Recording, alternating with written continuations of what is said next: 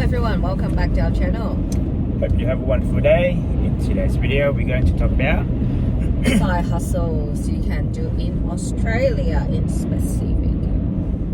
And maybe some things that we have tried and we may going to try in the future. Who knows? So I found this article, it's somewhat interesting and figured it might be relevant for people out there who's looking to start a side hustle. Yep. We started our eBay journey. It was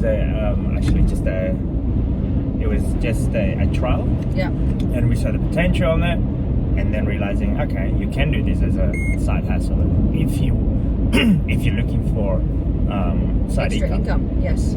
So I figured there would be other avenues aside from just eBay.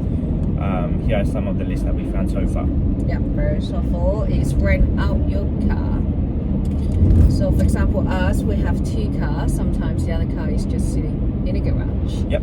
It's such a waste of not using it and paying insurance and retro, all these fixed costs. But then, apparently a lot of people, they rent their car out for car next door and make quite decent money. They make like $500 or $600 a month. But I'm not too sure if it's after expenses or not. But that's extra income that you can put it into your pocket. Yeah, it minimizes, I guess, your expenses. So your outrage on an average cost anyway, running cost of our cars is roughly about $5,000 a year. If you can reduce that by only being possible, yep. Why not?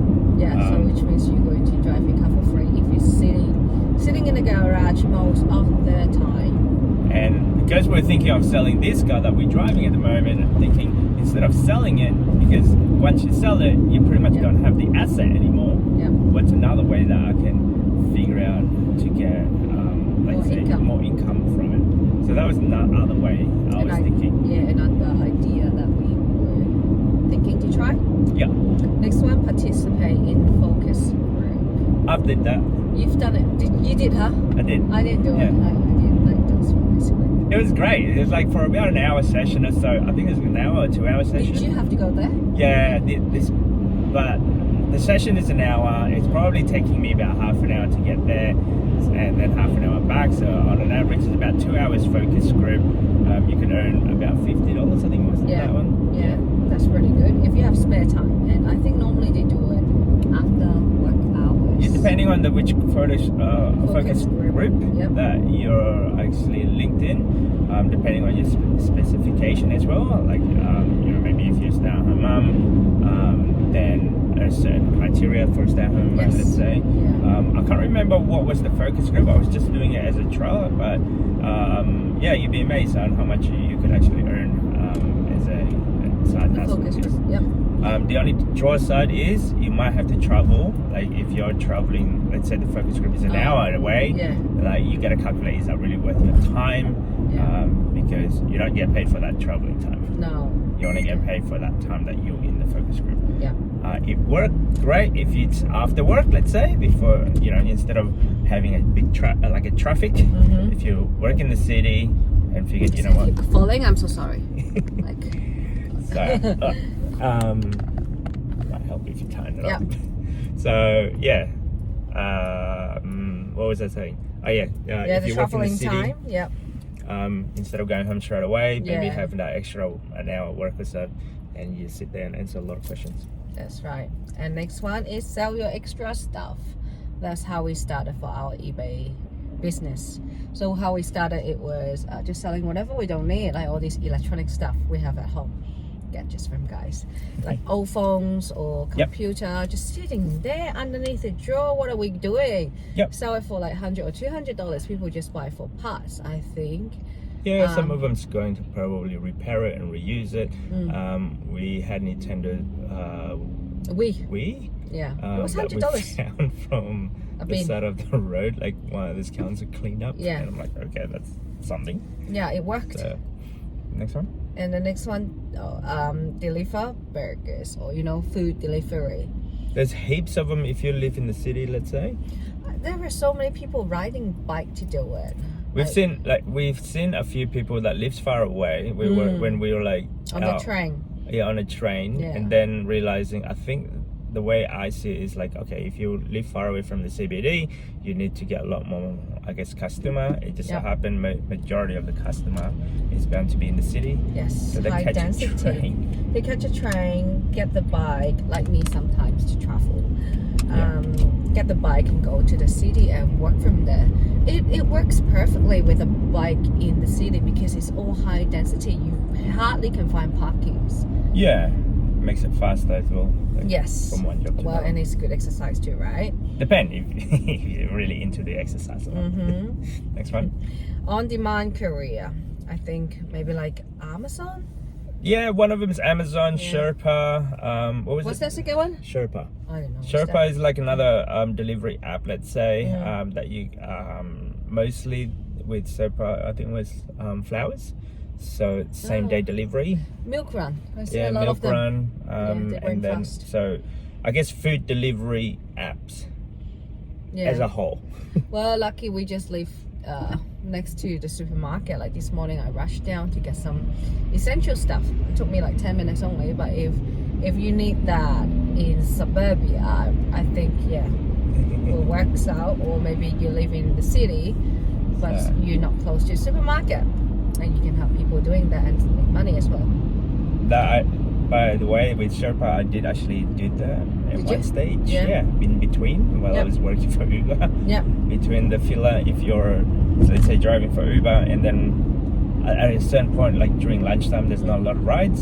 So okay, then switch to a different app, to a delivery app, and then switch again. Yeah. So next one. Be a secret shopper. That one I never done it, but I could have. I heard it before. I don't know how much they pay, but we heard it before. They like you to go to another competitor and then shop from there. Yeah, so and make extra money. That's probably a one of the good way if you're like shopping, or if you like to learn the experience on how people go through as a customer, let's say. Correct. And next one, get paid to look at website. I did it. Did you? I registered that, and then they sent me this link, and then you have to also record what you're looking at, and then what do you think about that. I think I did it once only, and then they don't give you jobs all the time. That's the problem. But it's side hustle, okay? They give you job whenever you can only. Yeah. Let's get paid to do website. I forgot. I think it's this one, user testing. That's the website.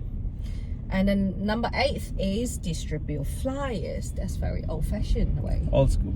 Yeah, and it worked. Have you done it? I never done done it. No, but we did actually look for people that can distribute flyers. Yeah. I think so. Remember? Yeah. For our property. Yeah. That's for Itasca, right? Correct. I did use that as a as a job. tester. Next one, share your home. We did it. That we didn't even realize it's like a side hustle. we live in a 3-bedroom apartment close to the city, and before having kids, even after having one kid, we share our one of the room. Now before we had long lease 2 room out, and then once we have the first child, and then we just lease one, and then the other room, when one of the roommate he's in overseas, we ask, do you mind if we Airbnb and share the profit with you? And he's happy with it. So that's just be creative. Yeah, and then the next one is rent out your extra space. Yeah, we did that for our car park. For our car park, sometimes because we live somewhat close proximity to the airport. For long-term car park, let's say, usually they just leave the car there if they're going for overseas for about a week or so. I wish our car park is side by side. Yeah, we can rent it long-term, but our car park is the tandem. So one in front of each other, and because of that, it's like, okay, what's the easiest way? The easiest way is actually having long-term person renting it out. Correct. So next one, work at a market stall. That I never done. I never done. I used to go to a lot of market store though. Used to shop there, but apparently you can make some money from there. Yep. And next one, become a barista. Yeah. You got a license, have you? Yeah, license. No, I actually did a barista course. Yeah. And like working in a course, cafe, yes. that helped. And then if you work in a lot of restaurant, cafe, it does help having if you've gone through the course, and that way they don't have to teach you how to make coffee. So as a business owner, ways to save time and cost is like hire somebody that already know how to make coffee, because obviously they rely on repeat customers. If your skills not as good, then that means your sales is not going to be as good. Yeah, I wonder how many coffees does like the whole Australia consume in a day.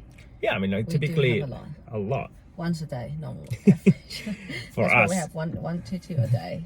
And you'd be Depends on how amazed tired. if you just be in that sector alone, you just make coffees all day, or if not, you just make coffee for the first 3 hours of your shift. Yeah, they make coffee non-stop. I remember I used to work in the city and then get coffee at how busy, and if they're good. If they're good. Yeah, like what you say, because a good coffee does make a difference, and So, make a day. so we're gonna split these movies in a couple of Yeah. couple of different sector. And that's the top 12 top of 12 the so side far. hustles And that yeah, you can make in Australia. don't forget to subscribe, comment, guys, and we'll split it to another section in our show. Yeah. And See ya next time. bye. Bye.